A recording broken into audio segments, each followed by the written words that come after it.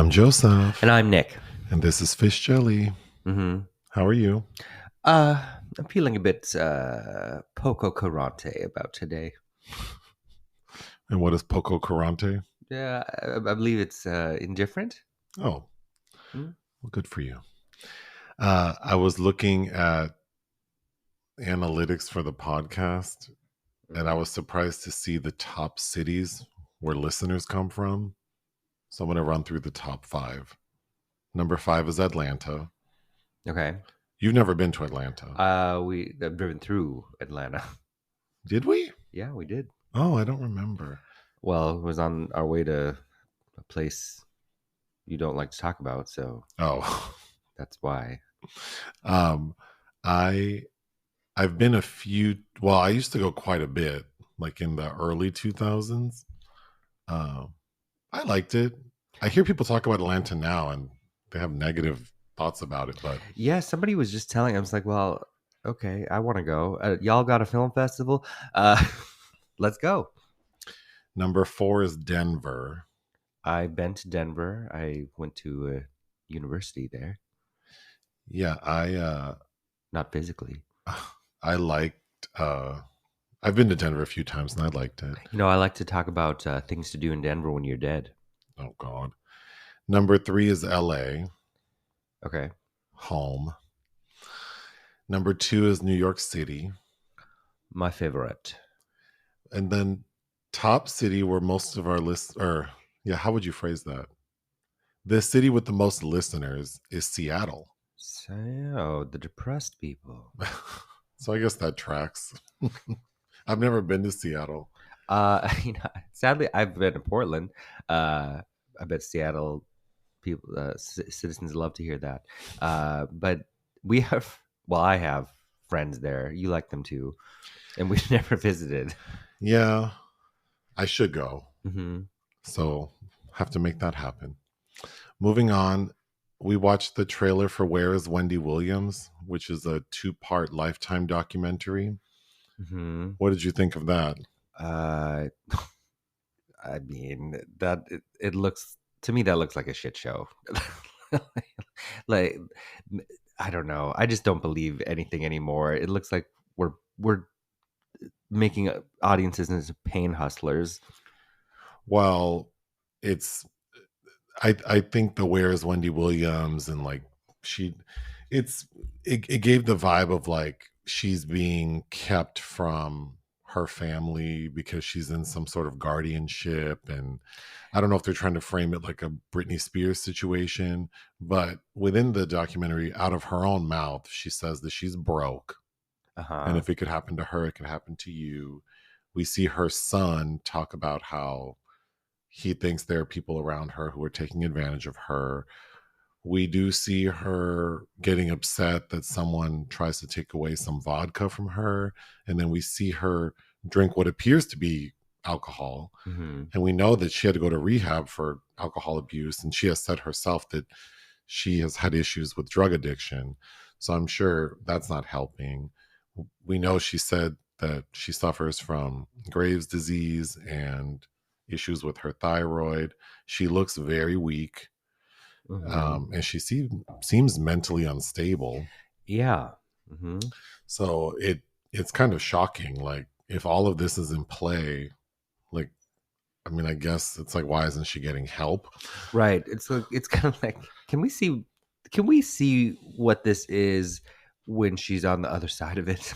Well, then there's someone who I think said she was her sister who's Mm-hmm. saying that why can't she take care of her? So it sounds like there's I don't know. I don't know. It seems complicated. But I guess what we learned from the Britney Spears situation is, I mean, what I gathered from the Britney Spears situation is that lady needed someone to take control of her life because Yeah. now that there isn't someone, it seems to be going downhill. Oh, just dysfunction junction. Yeah, Wendy seems like she's suffering not only from physical issues, but psychological issues. And then I'm assuming addiction problems. And we were also talking about like, you know, the people surrounding her handlers and whomever, business managers and agents, and hairstylist, makeup, whatever, the people, her assistants, these people are just working for her. I don't know that they actually care about her. So it's funny to hear people go, how can this happen? And why isn't anyone doing anything? Does anyone care? I mean, Well, right, yeah. And they use the repeated statement she makes about she just wanted more than anything else to be famous or something like that. It's like, well, and from there are certain behaviors that go hand in hand with that too. yeah, my overwhelming feeling watching the trailer or afterwards was that this is alarming and it's weird that it's on camera and like if it's Yes. being documented, how can this not be resolved? Like, And it's in two parts on two different nights to all keep us in a rapt attention.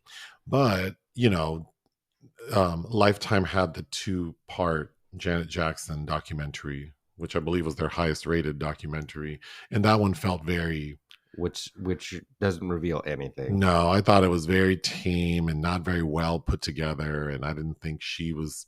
It, I don't think she looked great. Like it just seemed slapshot. Like they took pieces over like a 3 or 4 year period and kind of just strung it together. The Williams one seems more vulnerable because she's in a vulnerable state, but it doesn't feel good watching her like that. No, it She also looks like she's at a point of no return. Like, yes, and I mean, wait, I will watch it. So I haven't consumed it yet, but I'm concerned that it's going to feel exploitative, yes, even though the intention by all parties may not be that. sure. Well, my other issue is like if she's that like if she's of sound mind, I don't know what I mean, we've talked about this before. Remember when she was saying she was going to do podcast? Yeah, I remember Like that. like singular, like the way she was describing it sounded like she didn't know what she was talking She sounded about. like an alien that But Wendy Williams is famous enough and has had a long enough career in radio that I think the easiest thing she could have done during this period was a podcast. The fact that she hasn't says a lot. It tells me that she's been unstable. uh-huh. It's probably because it's obvious we see her in wheelchairs, we see her needing to be held up literally, which Hmm. is of course concerning, but she does, she can do a podcast sitting in a comfy chair. So the fact that we haven't had really any time hearing her talk about anything is really alarming. Uh-huh. I mean, she made her career off of speaking into a microphone, Yeah. and she can't do that now. There's something very wrong.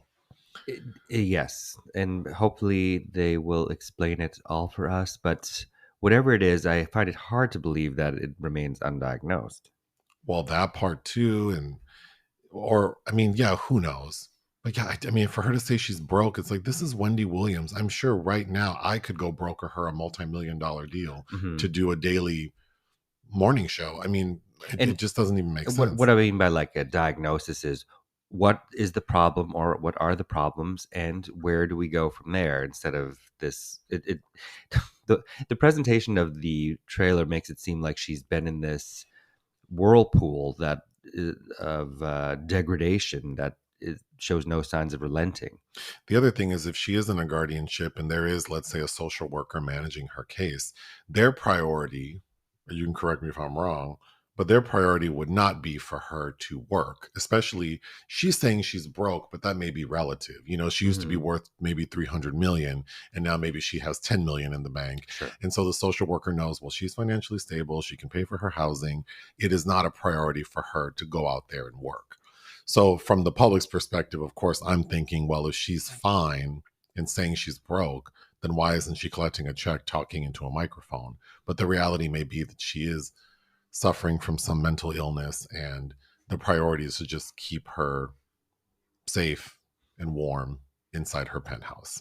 So, Well, maybe the kind of work that she needed for her to operate uh, at a functional level was to have a live audience. well, that relates to what you already said is that her saying that all she ever wanted was to be famous. Maybe that's part of her problem. Maybe a psychologist has diagnosed her with something that Well, is like that's a contraindication. Like she probably shouldn't be seeking attention. Like that's part of her problem. probably, but maybe there's a fine balance though. because it's probably satisfying some kind of addictive issue Or to, that, yeah. that maybe it was easier to not do participate in drugs and alcohol when you have When she was busy on a when talk you're show. busy and there are Yeah. people depending on you, and you're also getting that energy you need to function, which is everybody paying attention to you. That's, you know what, that's probably a really good point, is that maybe she was able to keep it together for a time because she was having to get up. But I watched her show a lot, and she would often say, like, she had a very strict routine of what she did after the show, her drive back to Jersey to go to her home. She would never deviate from that. Yeah. And looking back, that's probably why. Well, yeah, Be- it keeps you in a bubble. yeah, It's a treadmill. So but then you're also not dealing with the problems, underlying issues, underlying issues. which is probably what caused it to.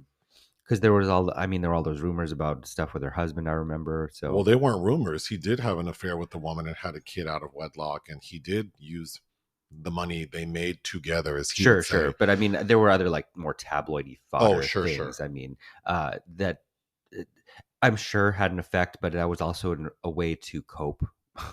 She's, I feel bad for her, and it's easy to be like, wow, all the shit she talked, look at her now. But it's like, I mean, she only, But was most of the shit she talked was not that bad. well, I mean, she had loose lips, but also, like, she wouldn't be talking like that if people didn't tune in. So it's like, we're all part of it. Like, Right. anyone who watched her show is part of the problem, including me.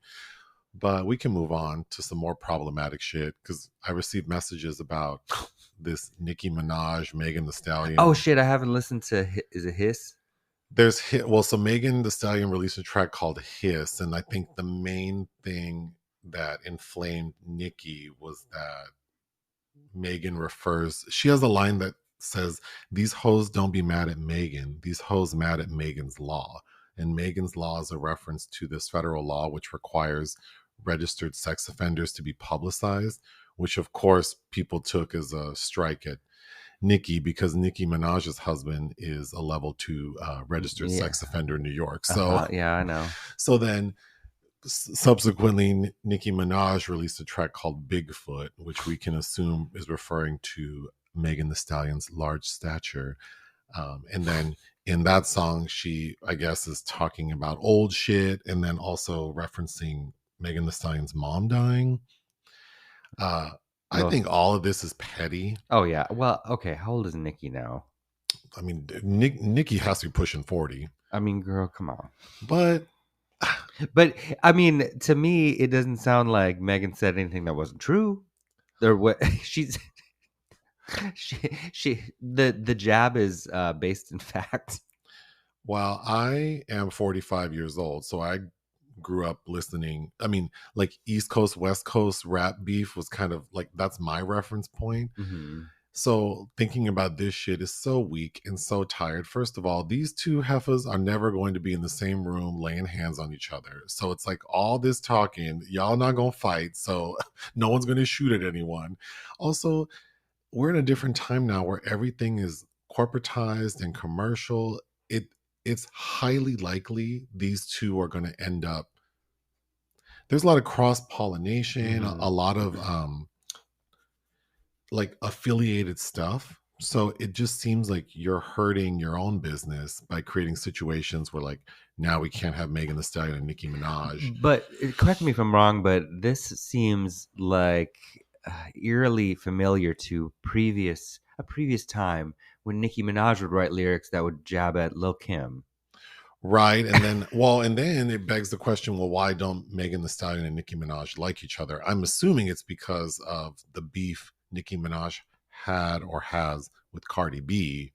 Oh yeah, Because remember, Cardi B threw a shoe at Nicki or yeah, something. I remember that. Mm-hmm. So, and then Megan the Stallion has made 2 popular songs with Cardi B. So maybe that's why they have beef. It just seems real, to me, it seems real gimmicky, and it doesn't, the East Coast, West Coast shit, like, all that rap beef from the 90s, it felt, first of all, it felt a little more scary because fools really were shooting each Well, other. people were dying. And it wasn't, and it wasn't necessarily the rappers. In the 90s, I mean, there was a lot of gun violence related to hip hop, like like I think the public in general had a fear of that. No one's afraid of Nicki Minaj, Megan Thee Stallion, Cardi B, Doja Cat. No one is Azalea Banks.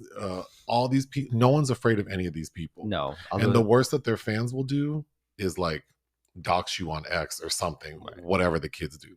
Although Megan did get shot. Wow. But I mean, that is true, actually. No, but you know what I mean? Like, I remember being like a teenager and thinking like, oh, like I can't go to a theater to go see like an urban movie because they might start shooting. Right. Or, oh, you can't go to this area because, or you can't be heard listening to this kind of music. Oh, and believe me, the media love feeding into that shit. Like the stories behind New Jack City trying to get play in a theater in LA. Also, who listens to these ladies' music? Sissies and white girls. Like, no one is afraid of any of these people. So to me, it just feels real lukewarm. I mean, at a temperature you'd be comfortable with drinking your coffee. It's not hot. I mean, That's a dig at me. Okay. So now we have beef. Oh, so I got a weak tongue. Okay. No, I just think it's unfortunate. Like these two ladies, and then like you already said, Nicki Minaj, like this, she's like a middle-aged lady, effectively, especially in this industry. Like, why are you? And you did marry a sex offender. I mean, come on. Yeah, she's just saying something that, I mean, if it bothers you, maybe you should just stop listening. The other thing is like back in the the kind of shit Tupac was saying about Notorious B.I.G. and the like, I fucked your wife and blah. I mean, or even like, oh God, who's the rapper who had beef with Drake? Who outed him? Because I think a rapper outed Drake as having a child. Oh, like that's why Drake said that he had that baby with that stripper. Oh, because some other rapper. The point I'm trying to make is, I feel like rap beef that I'm used to, people used to say some shit that was illuminating. Nowadays, it's like, what are y'all talking about? Her mama died 4 years ago. Right. I mean, okay. And then we all know you married a sex offender. Oh, she's Bigfoot, and I mean, that's tired to me. I don't know. And these ladies' fans are not thugs. I mean, they're internet thugs. They'll troll you online, which I guess is the new gangbang. And I don't know, but well, all you have to do is put your phone down. I guess the overall message for me is I don't give a shit. Same. My colon is clean. I don't give a shit. I like Megan. But anyway, when you say, who is that rapper that was on Breakfast Club? Drake. Oh, because you say I'm like, my attitude is like his. Soldier Boy. I like Soldier Boy, actually. Oh well, I guess that's good. He's funny. Okay, moving on to the restaurant section. All I wanted to talk about was Chipotle. Okay. Because I've been twice the past week. The one by our house is in a very nice location. Well, it's Larchmont. Oh, it's rag. The one, but sorry. Just say our address, I guess. So, I mean, it's a very nice area. And then, actually, this relates to what we were just talking about. When I was there last week, I went to go pick up food for us because we were in a rush. Mm-hmm. And I walk in there to pick up my mobile order, and they are blasting Megan Thee Stallion's Hiss on repeat. There we go. But this is true because I told you. You came back and reported. And the manager, I can see that he's on his phone, so they're like playing it through his phone on some speaker in the back, and it's loud, like obnoxiously loud. Not me being an old grumpy man loud, but like objectively loud. And he keeps getting on his phone to rewind it. It's deafening. And there are people, and she uses expletives in the song. Mm. So this is not an edited version. And there are two families there with like small kids eating. Then the staff is just like, the restaurant needed to be cleaned. It was dirty. The staff is literally standing in the line, like behind where they prepare the food, eating. Okay. There were two young ladies who had on Chipotle outfits, eating from their own bowl, not from the, they weren't eating from the bulk stuff. We haven't completely jumped ship here. No. But I mean, it was outrageous. It was outrageous. Then we go to the one by the Beverly Center on Uh-huh. Beverly, which is also a super nice area. Again, there was a rush. There was a time crunch. And wasn't that restaurant dirty? Yeah, it was dirty. And didn't those two men, well, three, well, there were two who assisted us. How Three. There were three that technically assisted us. Man, communicating was difficult. they were acting like they were lobotomized? I Yeah. don't know. It's just like, and then Chipotle done raised the prices of the food, so now I'm paying more And I for got some soggy chips. the chips from the one on Beverly. Tasted like, I don't know what made them so soggy. Like they sat in the grease. I think somebody spilled water. I don't know. Oh, you think they were wet from like I think they were liquid? wet. The condensation. I mean, I still ate them, but That guacamole's busting, so I guess I had to eat those chips. well, I like that. I do like that queso. And you like the queso, so I mean, it was fine. And they were extra salty and limey. Mm-hmm. So I mean, limey. Still, you know what? They're better than that one compared to the old area we lived in. Who was telling us? Oh, which there was an employee there, bless them, that did give me free chips sometimes after being real stank. But I think they just had RBF. I'm getting a little tired of Chipotle because they're known for like, they advertise like they pay better, they give good benefits, they're raising the prices, and then the service is just going down. Well, I don't think service at any of these chain franchise eateries, they all feel the same. Like the quality is not good.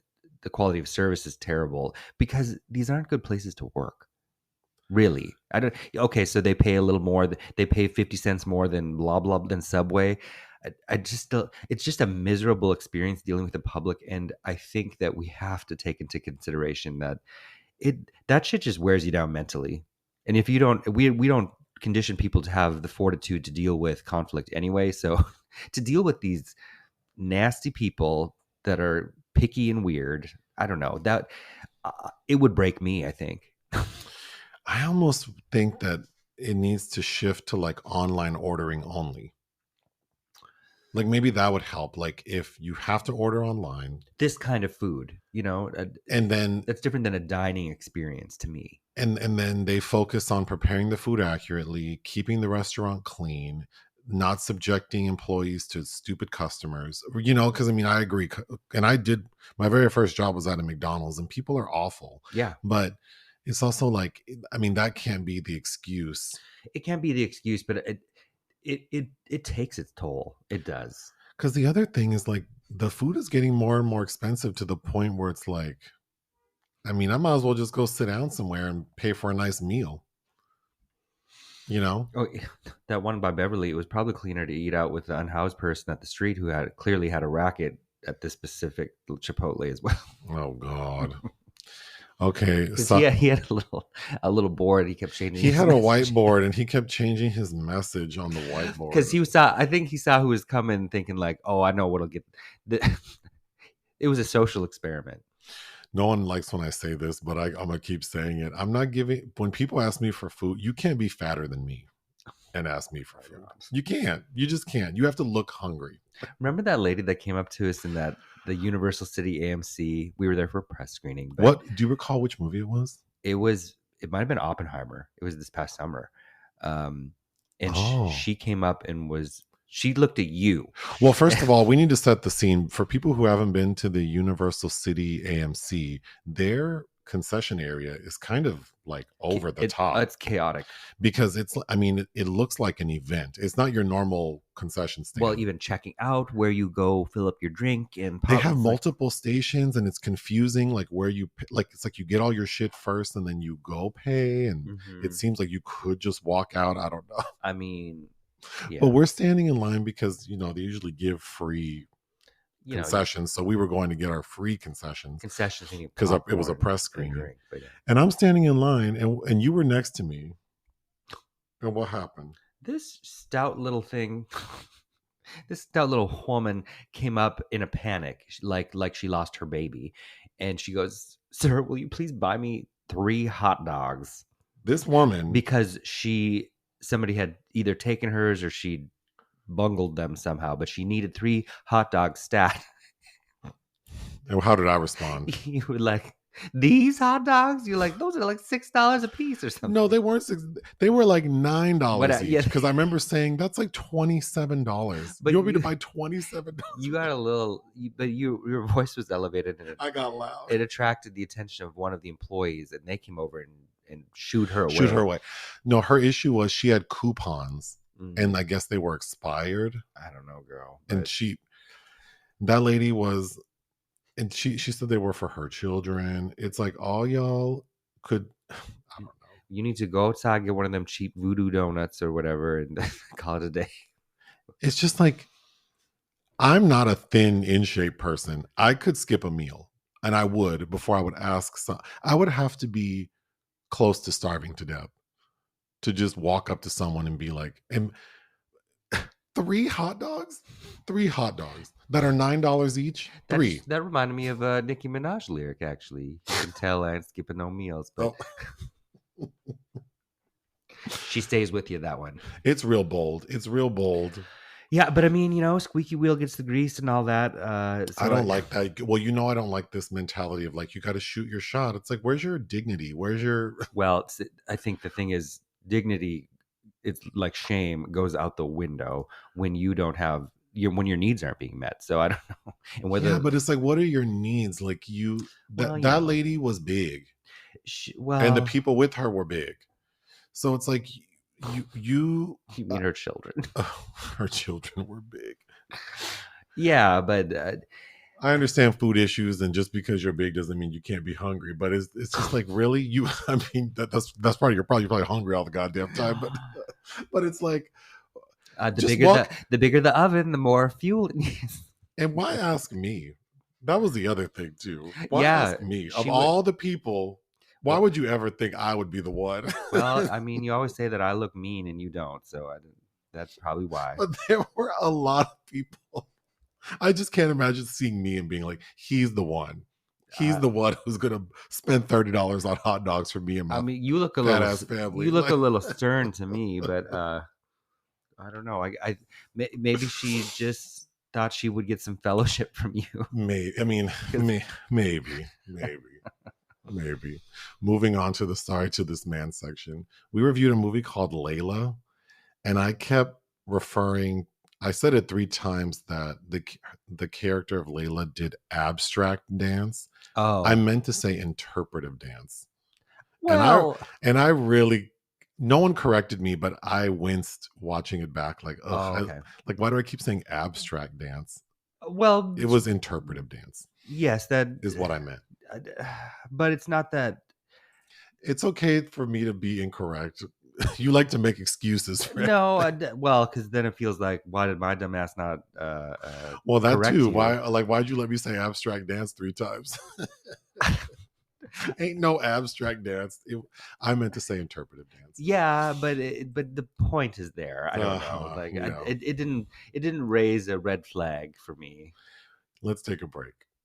Films released we didn't cover. Dario Argento's Panico. It's a documentary about the Dario Argento's work. I have a screener for it. I didn't have time to watch it this week, but I still want to. I'm an Argento fan. Since the mid '80s, can't say I've loved anything he's done. But he did Possession. No, that's Zulawski. Oh, Argento's Italian. What do I know from Dario Argento? Suspiria. Oh yes. You also saw him star in the Gaspar Noé film Vortex. Oh. About the aging people. Yeah. Yes. Yeah, the aging people. Or the aged people. And apparently he's supposed to be remaking this 1940s Mexican psychological thriller starring Isabelle Huppert that's going to shoot this spring. Oh, yeah. Still waiting for that to happen. But yeah, I like this. I'll try to watch it. Fitting in? I don't have an interest in watching this, but there's intriguing elements. It's directed by Molly McGlynn, I think semi-autobiographical, but it stars Maddie Ziegler. Remember her? No. From Music. The Sia film? the little girl.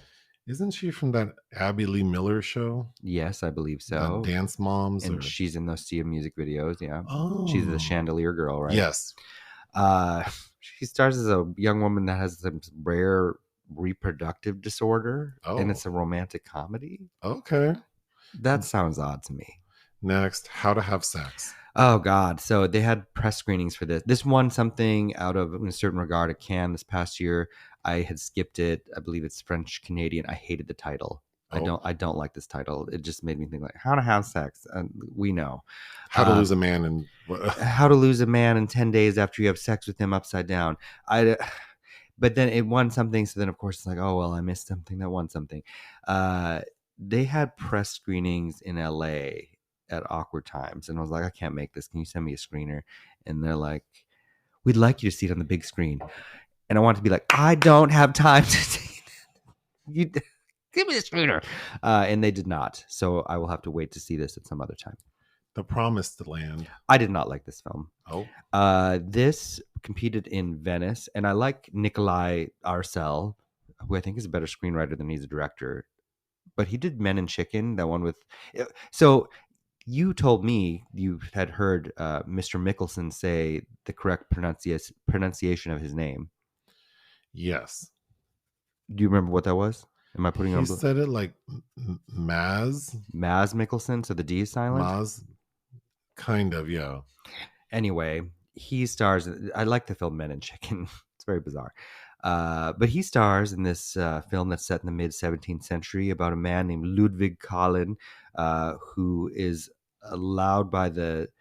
He gets out of military service with no prospects and wants to buy this barren land to develop it all on his own. And where, the royals that he's dealing with are just unabashed, terrible people. And then it make things more. It felt like a Braveheart version of farming. Oh, It's how it felt. I thought it was corny. I did not like it. It was, but it competed in Venice, and I was shocked. I was shocked that this made the short list. I think at the Oscars this year, uh, out of all the films from all the countries, this God. corny ass piece of. And I like Maz Mickelson. I really do. And his performance is fine. If he wasn't in this, they would it, whatever. I just Also, don't have words for how frustrating it is to me that this is on a short list of anything. also, if it's not Maz, don't blame Nick because I'm almost certain I heard him say that his first name is pronounced that way. But anyway, moving on to the last film release we didn't cover. She is Conan. I tried to get you to watch this because I really wanted to revisit it. I saw it out at Director's Fortnight at Cannes this past year. All I remember you saying about this movie is that there's someone with like a dog mask. Alina Lowenstone is a dog. She's playing a dog, so she's got a dog face on the whole time, and she is magical. But it's kind of a femme queer version of Conan the Barbarian, Oh, and the film is a little bit of a mess. I like Bertrand Mandico. We reviewed his film previous to this, After Blue. mm. Remember the lesbians on the distant planet looking to Oh yes, because when you Kate when you Kate Bush. when you said you wanted to watch this film, I thought, oh, it reminds me of After Blue, and then I'm like, oh, it's not enough for me to just see some lady in a dog mask to make me want to watch this movie. Alina Lowenstone is so fun in this, though. But I didn't realize her role was more prominent. I thought you were just saying there was a character with a dog mask. That's fine. Oh no, she's throughout the whole thing. She's Oh, guiding the story. yeah, I But didn't understand. but that came out. If you like weird shit, get it. Projects of interest: Attack of the 50-Foot Woman. Tim Burton is going to be remaking this, and I guess that's exciting. I find it funny that he chose to also, and because I think it's with Warner Brothers or something, he also chose to make statements about how working for Disney over the past decade sucked out his creative soul. It's like, well, did they have a gun to your head? Oh, I don't know. So whose fault is it that Dumbo and Alice in Wonderland are ruined in your CGI confections of nonsense? It's you, right? Like you're a major part of it, right? I don't know. But the original. Have you ever seen the original Attack of the 50-Foot Woman? It's a sci-fi I classic. I don't think so. Really? Yeah. Um, I like the original. I remember who's the lead actress. I remember shortly after we moved to LA, I think. Is it Allison Hayes? Hmm. She was found dead in her apartment, and she had been dead for a long time. Oh no, not Allison Hayes. And God, who was it? Anyway, which that's a sad thing that I always think of. But there was also a bad TV version in the '90s with Daryl Hannah and one of the Baldwins, one of the lesser Baldwins, William. Um, anyway, so Lesser Baldwin. I'm curious to Because see. Alec is like the Well, I Max. I mean he was the He's Max Baldwin. he was. I mean, Alec was popping and he's had some dips and peaks. Right now is James Baldwin is the Max Baldwin. yes, there you go, but not related to this strand of No. Baldwins. Not like that actor from My Bodyguard, Adam Baldwin, who's from the Oh. Chicago line of the Baldwins. Whatever we read, like okay. Uh-oh, the cat's awake. And yeah, am I curious to see Tim Burton return to something interesting? Yes. Next, Wilder and Me. So Stephen Frears is also a director who mostly miss. Every now and then he'll pull out something interesting, like again, this is a standard film, but I liked it, Philomena. But back in the day when Frears was doing Dangerous Liaisons and The Grifters, High Fidelity, a lot of really good shit, but then there's a lot of crap. But anyway, he's doing a movie about Billy Wilder. Billy Wilder, around the time he directed his debacle Fedora. I don't know why that's the most interesting era. Well, maybe I do. But Christoph Waltz is going to be starring as Billy Wilder. And then, of course, there's a star-studded cast, including Maya Hawke, who I'd be fine if I never saw her on film again. I don't know. Lastly, Spirit World. This is exciting to me. Singaporean director Eric Koo, who I've only seen one of his films, In the Room, which was I remember saw TIFF in 2015, which is I guess kind of definitely a minor note in his filmography, and I didn't love. But he's working with the great Catherine Deneuve for his latest, which is about a woman, I believe, an aged pop star who's going to give a concert in Japan, not knowing that it'll be her last. She's about to die. Oh. Well, speaking of deaths, unfortunately, there are entries in the obituary section. Mm. Carl Weathers died, y'all. Damn. So he has done a lot. Yes. In addition to being an NFL player, he earned an MA in theater arts, but he's also a notable actor. He played Apollo Creed in the Rocky movies. Predator. He's in Predator. He does voice acting in the Toy Story franchise. He did quite a few TV shows. Like he was on Arrested Development and The Mandalorian. I think a very recognizable, yes, at least to me. But yeah, he died at the age of 76. Oh God. But obviously, if you're listening to this podcast, you already know what the secret film is. So yeah, his role in Rocky is. That's I would say it's iconic. That's something you'd say is iconic. Yeah. Not somebody wearing a nice dress on Drag Race. That's not iconic. That's not iconic. Moving on, Don Murray. Don Murray, who's a handsome young thing in the 50s. I think my go-to title for him is Bus Stop. Have you seen Bus Stop with Marilyn Monroe? I don't think so. That was her on trying to get better roles. It's based on a William Inge play, who wrote Picnic, I believe. And I think her name, I haven't seen it in years. I think her name in it is Cherry. She might have reddish tinted hair. I would love to rewatch that. He's in Peggy Sue Got Married. He's old then, yeah. Oh, yeah. Oh, he was in Knots Landing. Yes. When's the last time? I love Peggy Sue Got Married. Well, he died at the age of 94. He was married to Hope Lang. Do you know who that is? Yeah. She's in The Best of Everything with Joan Crawford, I believe. And isn't she Charles Bronson's wife that's horribly raped in Death Wish? I don't know. She's in Peyton Place. Oh, yeah. She's a young woman in that. Sandra Milo? I think she's technically Tunisian, but she's best known for being in several Fellini films, including Eight and a Half and God, I haven't seen Juliet of the Spirits in forever either. I'd love to. Well, she died at the age of 90. Lastly, Chita Rivera died. Yes, who well best known for as being a Broadway star. Yeah, she's a theater performer, an actor, a singer. Won 2 Tonys, and then she originated some roles that are, I believe she originated West Side Story, right? And Chicago. Am I wrong? You might be right. I might be half right. I'm not sure. Anyway, I know that you had discussed maybe doing a secret film for her. Yeah, but her filmography is not. Well, her stuff and her roles in those are like in the Minimal, yeah. Chicago. It's a cameo, and Tick Tick Boom Boom. yeah. And although I did send you that Candice Bergen TV movie that looked really good to me. Oh. Something it looked very much similar to Faye Dunaway in Beverly Hills Madam. Oh, we should review Beverly Hills Madam. Actually, we did. That was fun. We did. We did. I believe we have a video review. We do have a video of that. Oh, well, never mind. Mm-hmm. Chita Rivera died at the age of 91, so she lived a long life. She did. Let's take another break. This week's secret film was my choice, and I chose the 1976 American sports drama film Rocky, directed by John G. Avildsen.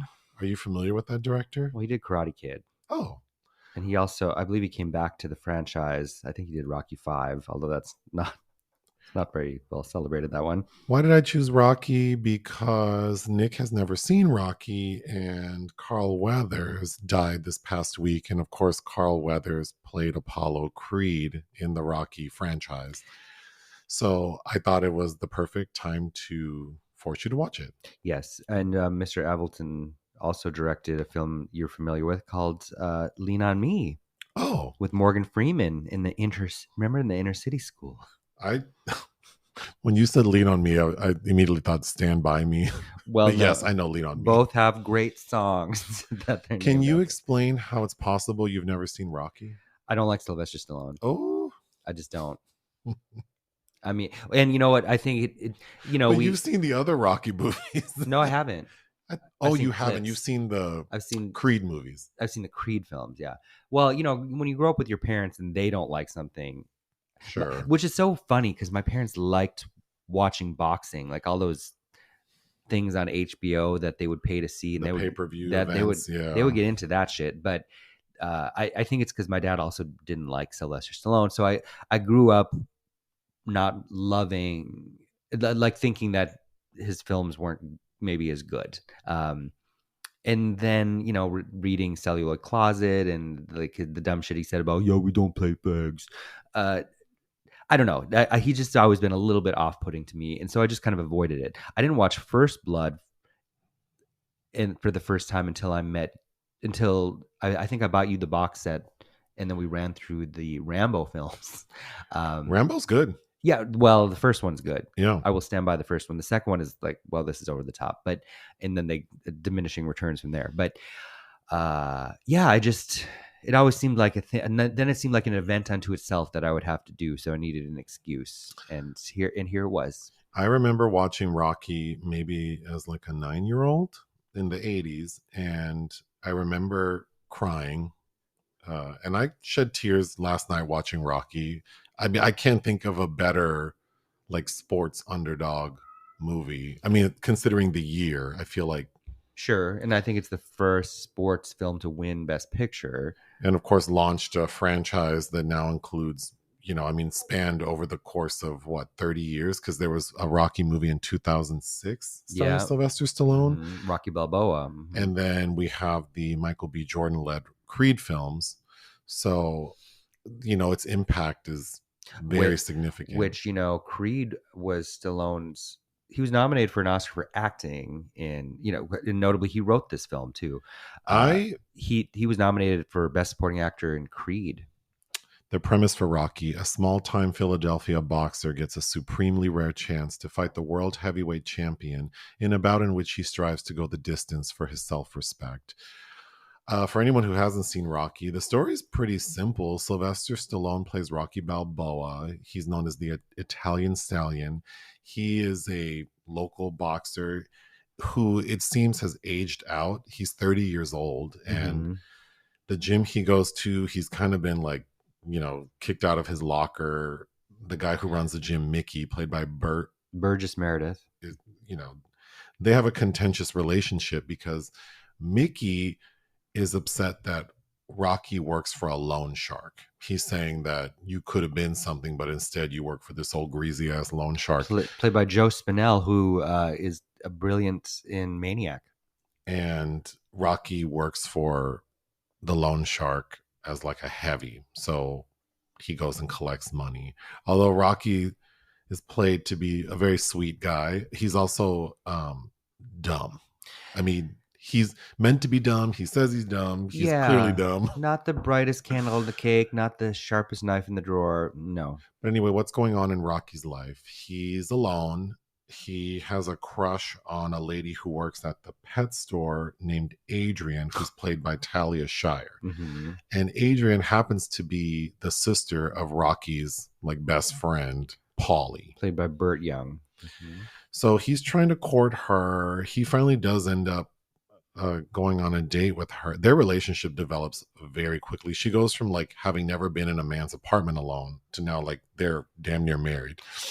She, the psychology behind what her character and her life experience is troubling. Yeah, well, actually, we can talk about it. But anyway, that happens. But the bigger thing that happens is Carl Weathers as Apollo Creed is the current heavyweight champion of the world as a boxer. Mm-hmm. And he has a fight scheduled on New Year's Day in Philadelphia. Mm-hmm. And it's right before Thanksgiving. And we find out at the last minute, as in like 5 weeks before the fight, that the person Apollo Creed is supposed to fight can't participate. So they're scrambling because Apollo Creed's team is saying we have all kinds of contractual obligations and endorsements. Like this fight has to happen with someone, but no one wants to fight Apollo Creed, which I didn't quite understand because the payday is pretty big for the person who fights him. I think it's more of the they don't have enough time to get into the shape they want. Well, I know that. I mean, that's what we're told is that everyone's saying no because they can't get ready in 5 weeks. But I guess I still don't understand why you wouldn't want a shot against the champion if you're because they're running through all kinds of names, Right. So it does like seem that nobody wants to try. I mean, I'm sure someone familiar with the sport would correct me, but the way it plays out in the film to someone who doesn't understand boxing, I was a little confused why someone wouldn't jump at the chance. But Apollo has the bright idea that maybe they turn this into like a, an underdog story. And since this is America and he's all about America, that he picks like gives someone the chance of a lifetime. Mm-hmm. And Apollo Creed handpicks Rocky Balboa because he's looking through like boxers' profiles, and he underestimates Rocky because he sees that because Rocky's stats are not the best. Rocky's also a southpaw, which means I guess he fights with his left hand more dominantly, and Apollo's not worried about that. He thinks that it'll be just like something for show, and that he's saying he'll knock the person out by the third round. So the second half of the film is Rocky training during that 5-week period, taking it very seriously. He reunites with his gym owner, coach person, Mickey, which we'll elaborate more on in a second. But it ends with the fight, and they go 15 rounds, and it's a split decision, and Apollo Creed maintains his title. So Rocky doesn't actually win, which I didn't remember. But he does. But he does win the words "I love you." He does. Yeah, I was tearing up through a couple of moments, and then the fight lasts like 10 minutes, and I was like shouting at the screen like it was a real fight. Like, come on, Rocky! Boxing is stressful to me. So I mean, it still had the same impact. It was emotional. It felt very good. I mean, the final training scene when Rocky runs up the steps is, I mean, that's just and the theme song "Gonna Fly Now" playing in the background, Mm-hmm. and when Rocky starts running like really fast. I mean that I don't know how you couldn't watch that and feel good, but yeah, I think Sylvester Stallone's really sweet in it, Sure. and then watching him, it just defies everything you think it would, because Rocky is this brute, but then he's really sweet. He's not really violent. He's this imposing figure because, of course, he's very strong and muscular, but then he's very gentle with Talia Shire's character, who's super shy. Even the loan shark Mm-hmm. is Gatto. is not as awful as, No, he's got his little role in this sordid world as well. and he's kind to Rocky. Although his driver ain't shit. No. He's like, what's his name? He's like, blah blah blah doesn't like you. It's like, well, why don't you tell him to shut the fuck up when he's around? Like, I'm just gonna it's go like watching Rocky go at it with that driver's like, what did I say? A mandatory meeting in Plain Jane on the Plain scene. Jane. Yeah. Like somebody needs to look the other way and just ignore it. The opening of the film is Rocky fighting like this little uh, local fight, and he wins. Only after he gets that hard hit to his brow, and then it's like he's mad. He busts his, yeah, the other guy busts his eyebrow open, so then Rocky gets mad and really goes in. But that guy wins $17 after all the fees, and Rocky wins $40, which in today's money would be like $236. Getting your brains busted. Yeah, getting knocked the hell out for $236. Mm-mm. Then we learn Rocky's illiterate. Uh-huh. And clearly not the brightest guy. Well, he's with the way he's acts about that turtle food. I'm like, oh, I know, bless his heart. You noticed in the locker room at the boxing gym that there's a sign, like a big old, well, it's not a big old sign, but it's a noticeable sign that says no kissing. yeah. I don't know if that's I'm not getting some kind of archaic reference. Yeah, to is that what, a reference to something that isn't kissing? but in the men's locker room, okay, interesting.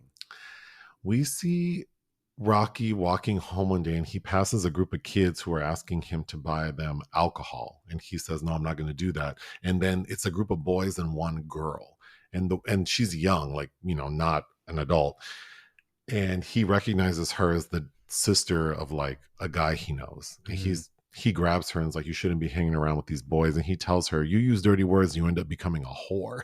And he gives her this lecture all the way home. Like, he walks her home, and then when he says like, "Okay, well, you take," like something like, "Do you understand?" or "Have a good night," and she cusses him out and calls him a creepo.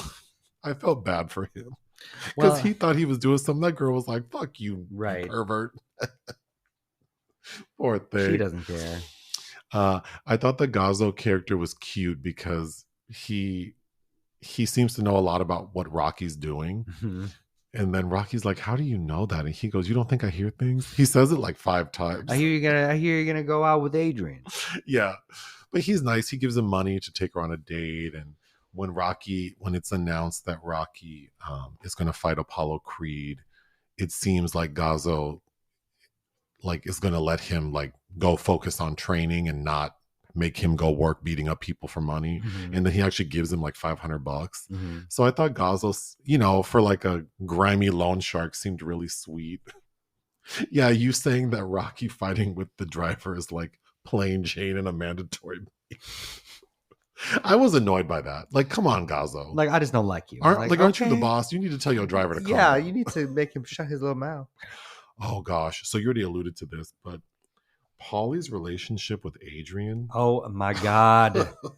That was Well, Adrian's agonizing when he's trying to describe their relationship. They live together. Well, so they take care of each other like husband and wife, and in the one like big blowout that they have when Paulie overhears Rocky and Adrian talking about him, it's clear that they've been living almost like celibate husband and wife, and they both blame each other for not growing because he's like, "I can't get married because you're here." That he's a drunk. He's a drunk, and she is, painfully shy and awkward, repressed, shut in. Yeah. Like, so I find it funny that she's this little mouse of a woman, and then all of a sudden she gets a little shine from Rocky, and it's like, oh, we're wearing cute hats, no glasses, and a face Oh of yeah, makeup. when she Okay. shows up to the final fight, she is looking very Halston. Like, Yes. what happened? Yeah, it's like, oh, you're really cute. Okay. Who did your hair and makeup and bought you a little cute outfit? But it's troubling because, well, one, the date on Thanksgiving that Well, that date is crazy because Rocky begs Polly, like, please make a way for your sister to go out with me. So what does Polly do on on Thanksgiving? Thanksgiving. He takes, because Adrian's saying, well, I can't go because I have a turkey in the oven. And her brother takes that damn turkey out the oven with his bare hands and throws it outside. He My, keeps a big leg he and keeps is big gnawing that on he's it. waving around, just touching Rocky's coat. I'm like, get that turkey leg away from my Was that coat. turkey even done? Because she said it wasn't, like, just still cooking. He just threw it out. But that's what forces her to go on the date. Which, oh, it's so awkward. But I thought the date, I got teary-eyed because he wants to take her ice skating, but the ice skating rink is closed because it's fucking Thanksgiving. And the guy working there, what do you call that machine? The Sambokin? The Zamboni? The Sambokin. Sambuca? The Sambokin. Why did I say that? Oh, and that's in Lisa Frankenstein when she's like, how am I going to make Sambuca now?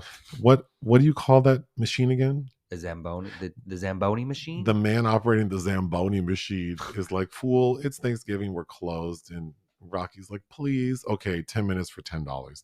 So then he gets skates on Adrian, and Rocky doesn't want to get on skates, so he's just kind of walking, like following her on the ice.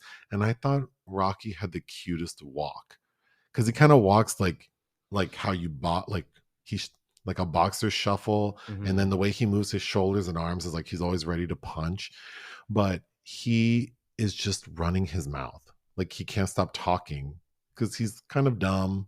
But then he likes her, so he's trying. And then anytime she responds, he gets excited and asks her more about that. But I thought the cutest part of the ice skating scene is he has a weird, like, I think Sylvester Stallone has a weird finger. So he goes, oh, I dislocated my finger. And she freaks out and he's like playing with it. Like that's how he thought he was going to win this lady over. Well, then she somehow agrees to go into his apartment with him. And that was kind of a tense she's scene. like, I've never been in a man's apartments. And they end up kissing. Because Rocky, well, first of all, I kept thinking, what does he smell like? Because with these turtles in here. And then he smokes. So it's like, he's, but it's interesting because Sylvester Stallone is not a tall man, but he's obviously super muscular. And then there's that one moment when because immediately when he walks into his apartment, he's like, oh, it's hot in here. So he takes off his top and is left with a white tank top. But then he kind of approaches her, but then he puts his hands up like he's going to do a pull up. And I thought that was a very interesting shot because it's kind of seductive, but also like menacing potentially for a woman. Yes. But then I think she clearly finds him appealing and he's disarming in a way. Well, he did scream out the window to her brother. And she's like, well, I think I need to call my brother. Well, I don't have a phone. Well, if that's what you're worried about, let me. So he opens the window and says, hey, Paulie, your sister's here with me. But we don't know in relation to where Paul. Right. Like, I think he was just being cute. But yeah, then they start making out at the front door on that dirty ass floor. And then they're in love. And then, yep.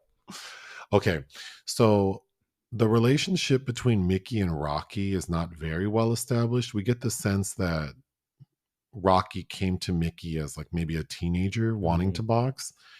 And then he kind of strayed away from that to work, I guess, for this loan shark. That I think needed more time, like development, because you would think that someone who strayed away from something they loved would have spiraled into this world of organized crime or something. But Rocky seems like a pretty innocent guy. So I don't understand, like, what, because if 30 is too old to box and he's been doing it since he was like a teenager, with never a broken nose. Never had a broken nose. Because he says, like, he makes it sound like it's been more than 10 years that he's been doing it. So I'm just thinking, like, how have you been working for this person for 10 years and you are still like this really sweet, innocent guy? Well, right. We also don't get a sense of his experience with women. Uh-huh. But at a point after it's announced that Rocky's going to fight Apollo Creed, Mickey, who had already screamed at Rocky, like, you're a loser and I'm mad at you because you wasted your life being a heavy for a loan shark.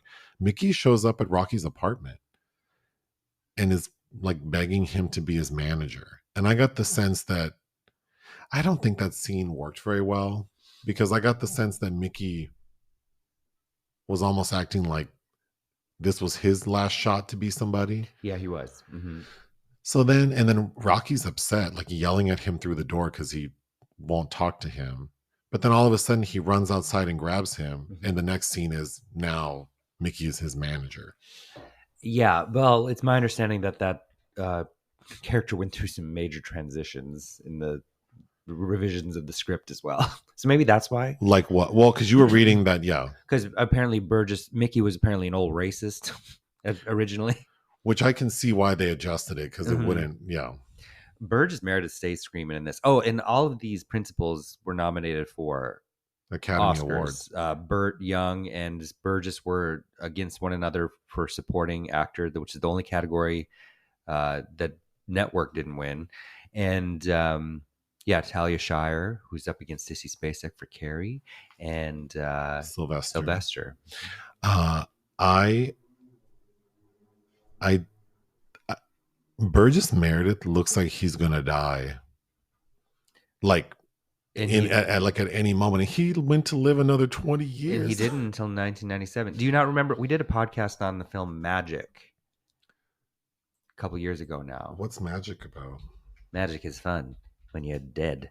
You know, with Anthony Hopkins as the ventriloquist. Oh, the ventriloquist. And remember, he's in that. And, you know, I love Anne Margaret, and you were like, not impressed.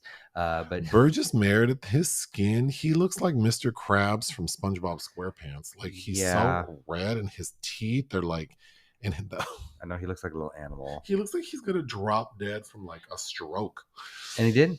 And he did. He shows up for 2 more Rockies at least. I don't know. Yeah, I think he dies in the third one. They're like, we got to get rid of this. Oh, I mean, there's so many iconic moments. I think Rocky punching the frozen meat, and then I think a really cute scene is when the reporter comes to interview him.